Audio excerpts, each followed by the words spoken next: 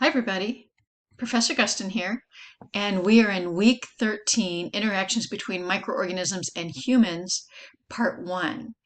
And um, it's almost like we've been building all semester to get to this kind of information because I think a lot of people think what they're going to do in microbiology is what we end up doing in microbiology this week.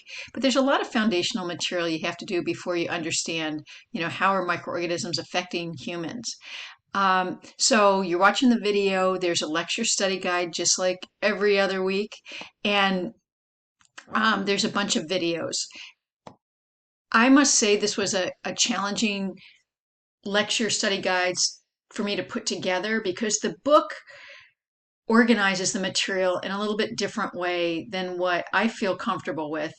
And as a result, I highly recommend you use the lecture videos because I've kind of changed order of things than what you'll see right from the book. So you want to use the videos to fill in your lecture study guide. One of the things you'll notice in your lecture study guide is I talk about the chain of infection, and I have a picture of that. And I highly recommend that you go back, that you can fill in the blanks around the chain of infection and that you commit that to memory. A lot of what we do this week sounds like, it starts sounding alike. Like, what's the reservoir? What's the mode of transmission? And unless you really understand what those mean, it's hard to keep all the moving parts straight. So, really commit the chain of infection to memory and then learn the material in the context of the chain of transmission.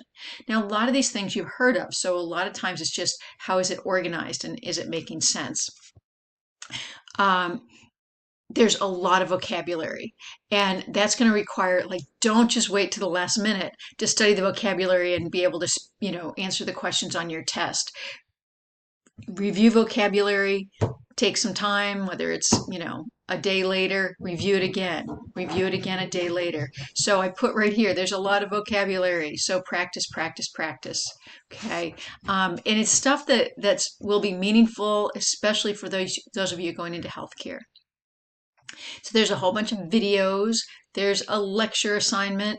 There's a lab handout. And lab this week is relatively small. We're doing an unknown organism, which takes a lot of time in our live lab, but not quite as much when we're doing it online.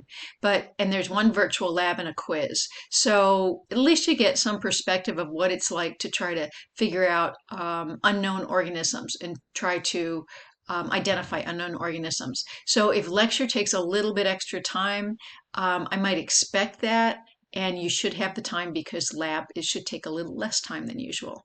So meanwhile, I want you to kind of feel good after this week, be all ready because in week 14, we have exam number 4.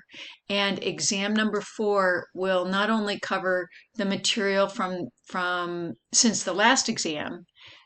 Let's see, I'm trying to look when our last exam was.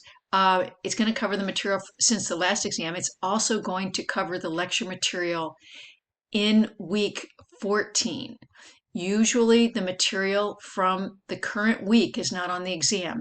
That's different in week 14. So you're going to need to do a little bit of lecture material in week 14, study that material and take the exam all in the same week.